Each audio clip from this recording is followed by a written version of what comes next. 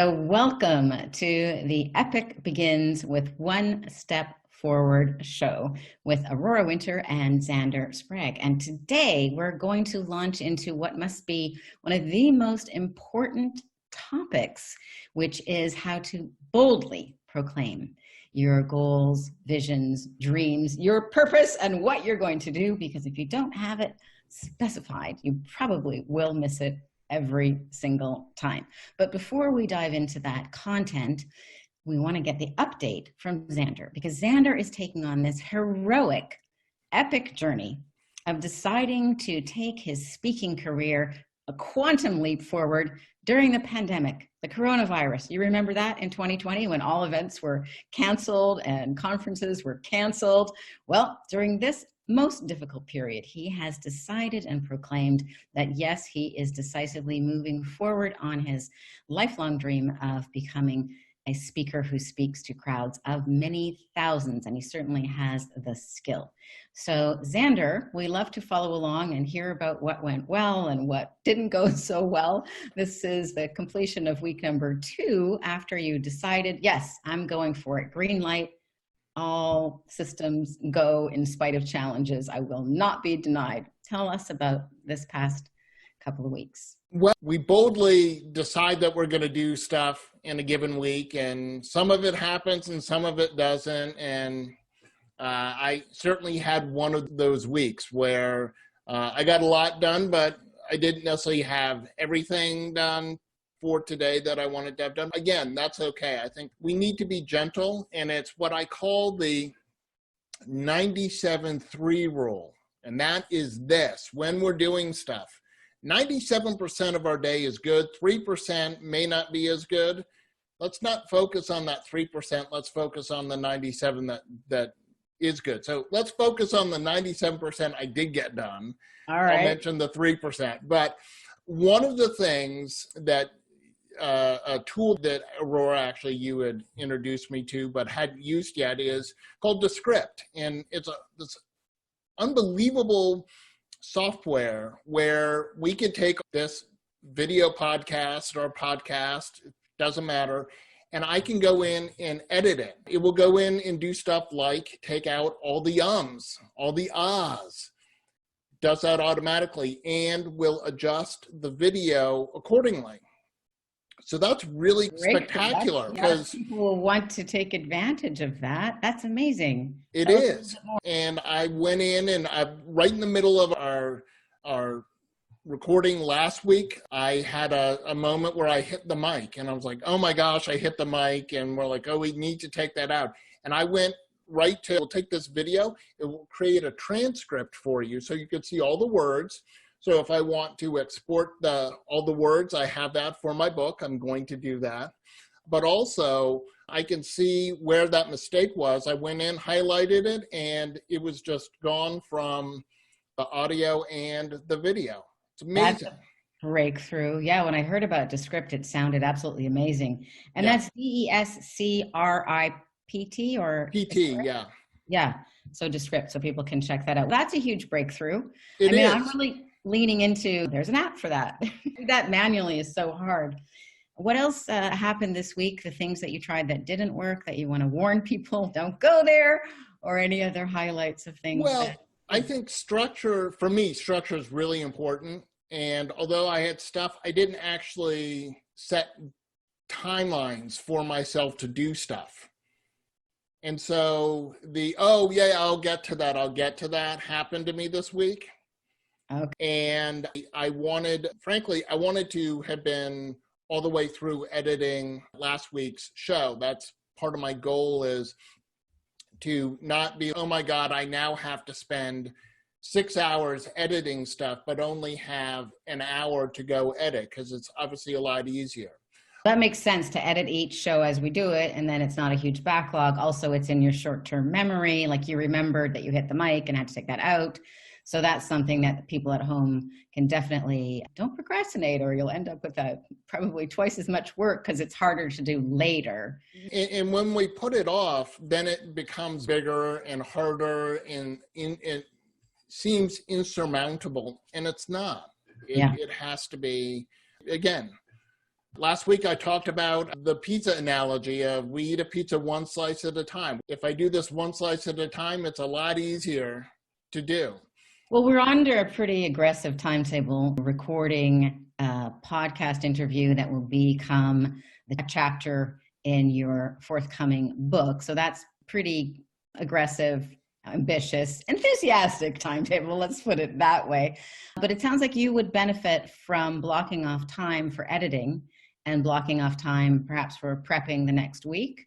Absolutely. And in some ways, because of the pandemic and stuff, having a boatload of time on my hands, it's almost worse because you're like, well, I'll do that at noon. And so I found myself by Saturday, I hadn't done as much as I wanted to do. And I'm like, no, I've got to set some specific times. And as I said, I'm structure boy. I have structure. I can execute to it. All right. We'll add to your structure. I want you to put that on your calendar then, because I'm not only your interviewer, I get to be your coach. Absolutely. So we'll get you to put that on your calendar, hopefully before the end of this call.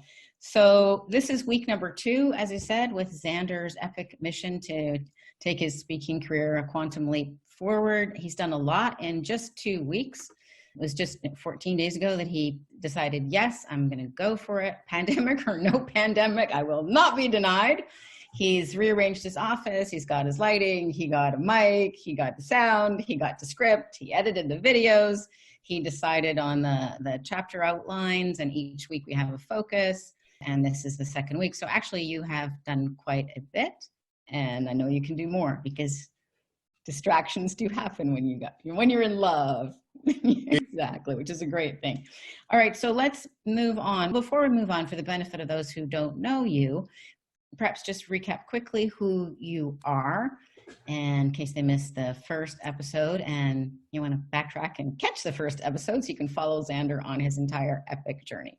Exactly. My name is Xander Sprague. As Aurora has said, I am a author, speaker, coach, mental health therapist. I do wear a lot of hats, but all of it is in my mission to help other people be able to choose a positive pathway, to be their own choice champion. And simply put, that just means realizing that every single day we have choices, and when we utilize choice, it's amazing how our life transforms. I made a choice to work with Aurora and move my career forward, and Aurora listed a lot of the stuff I've done. I've got a URL, there's all of the little behind the scenes stuff that makes a dream happen. And last week you even had a t-shirt. I did. I had a t-shirt. I'm wearing my Choice Champion shirt today, but I do have a t-shirt that says Epic begins with one step forward. And I'm working on actually a kind of a logo, a picture that has the statement, and that picture is worth 1,000 words. And in the last 2 weeks, you had the aha to come up with a new chapter called Epic Begins with One Step Forward. And then you thought, oh, do you like this, Aurora? And I love it. And then you got the URL, and then you got the t-shirt. So you actually have done a lot. And for those of you at home who want to become speakers like Xander, you could do well to copy his go for it enthusiastic attitude. Okay, and I'm Aurora Winter. I'm the author of 6 books, including Thought Leader Launch, 7 Ways to Make 7 Figures with Your $1 Million Message. And I love launching thought leaders. And of course, Xander is a thought leader. So you get to watch him being launched as you tune into this show. So how to boldly proclaim your intentions and dreams is our topic today. Now, why is that important, Xander? If we don't have a destination, it's really hard to get there. And I think all too often people play small. They have big, bold ideas. They have wild dreams and, fantasies of the things that they think that they would like to do. But they might go a little towards it. Maybe I want to write a book, but I'll just write an op-ed in the local paper. versus writing the whole book or choosing to write a book. Well, look at you, like you didn't have the goal to speak to another group of 50 people. You want to speak to 3,000. Yeah, I love this boldly, how to boldly proclaim, your intentions and dreams. I think that's really important because, like you say, we water it down until we think it's within reach. And then it's such a pathetic goal, but then we always fall a little bit short of whatever our goal is. So then we're just the same. Whereas if we have a 10x goal or a 100x goal, it's a huge stretch goal, but then our mind gets engaged in a different way and we have completely different results. Yeah. absolutely. And I also think that the whole boldly proclaiming, it in some ways puts you on the hook. Right? Absolutely, especially if you declare it, and that sounds like what's happening with the proclaiming. Exactly. And I think that the boldly also is with full enthusiasm, because who do you want to buy a product from? Do you want it from this guy? Hi, I'm Xander. Love to teach you how to do something. Or hey, it's Xander. I'm so excited to share this with you, right? When we watch YouTube, which most of us do, and those ads come up, right? Those people are excited about their product, and they should be. That's the only way we're going to buy it, is if someone's enthusiastic and selling it to us versus, we think you might really like this. Exactly. And I think that's where the boldly comes is, I think we all know that boldly it's big, it's bright, it's loud, and I think that's really important because it is a catalyst for pushing you forward. Yeah. If for no other reason than you just said it with some enthusiasm and someone heard it and someone's going to go, hey, by the way, Aurora, how is your new book going? Wait, hold on. Yeah. Well, you have a little story about your first book, and maybe you have a story about boldly proclaiming 2 weeks ago that you're going for it. Would you like to share those two contrasting stories? Sure. So the idea for my first book, actually, which by the way is called Making Lemonade, Choosing a Positive Pathway After Losing Your Sibling, which is a book about, I lost my older sister Lucy 22 years ago, and there really weren't a lot of books. But the idea for the book came from my having coffee with a friend of mine whose brother had recently passed. And I asked how she was doing.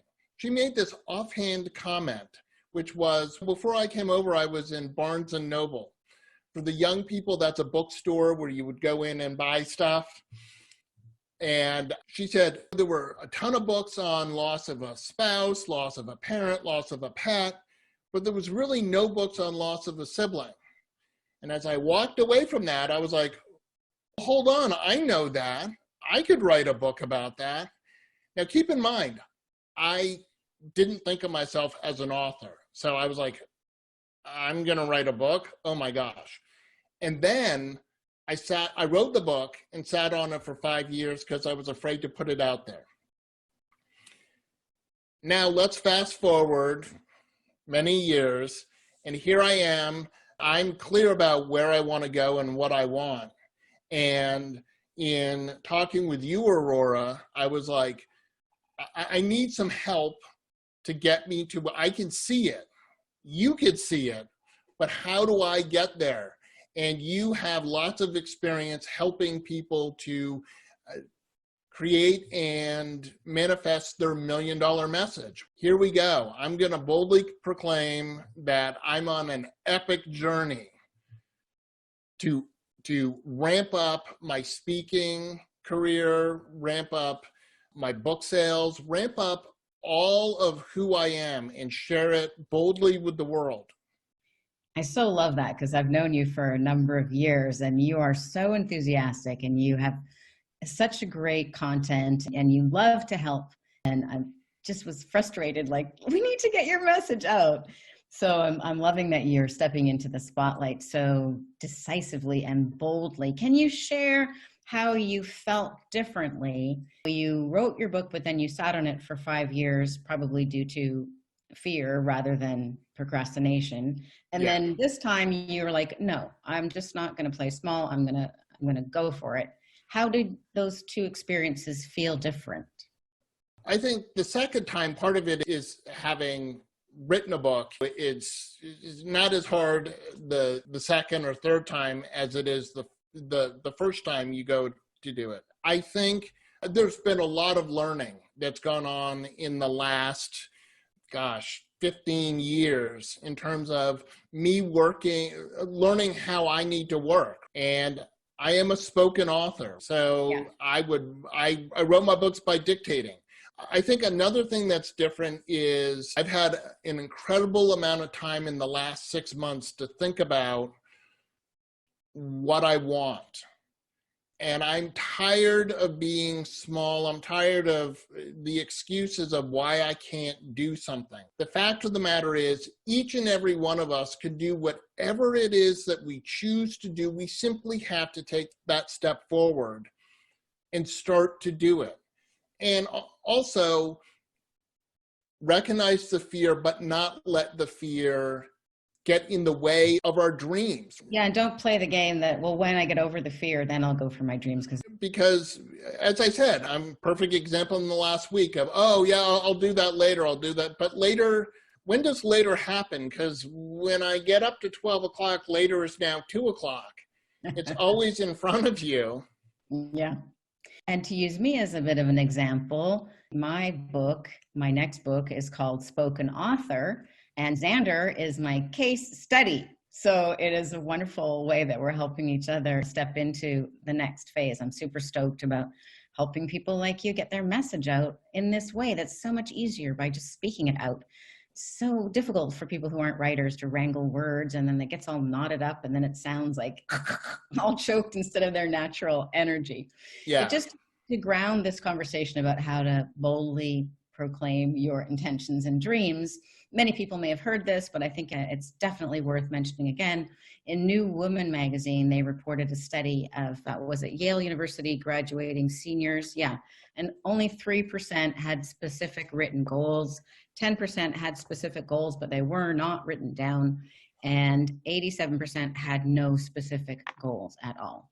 And 20 years later, the 3% who had those specific written goals outperformed the other 97% combined. And the source on that is New Woman magazine, May 2007, and it's also in one of my workbooks. Just to ground us, this is a non-trivial issue to make a clear, specific goal, to write it down, and then proclaim it. Because when you tell other people, you're on the hook. You're committed. And that's it. That's it. An example of doing that was I really had always wanted to run a marathon. Yeah. And so I wasn't sure how I was going to do that. I did some research. I joined Team in Training, but then I had to do fundraising. So I had to tell everyone that I was running a marathon on this date. You want to know what? Now I'm really on the hook because I just told hundreds of people that I was doing something. And I like to be someone who says, if I'm going to do something, I'm at least going to give it my best. If I'm not successful, it wasn't because I was afraid or I didn't try. And I think we dream big and then we don't know how to get there. But that's okay. You want to know what? Our day is not fully functioning, meaning I don't know what's going to happen today. There's certain things that I know are planned, but I look, right now, I have no idea exactly how the whole recording is going to go. However, I'm still here and I'm doing my best and it's going to be good. And that's better that you had me press record. Well, there is that. I would hate all this content. We go, oh my God, that was incredible. Oh, we didn't record it. Wah, wah, wah.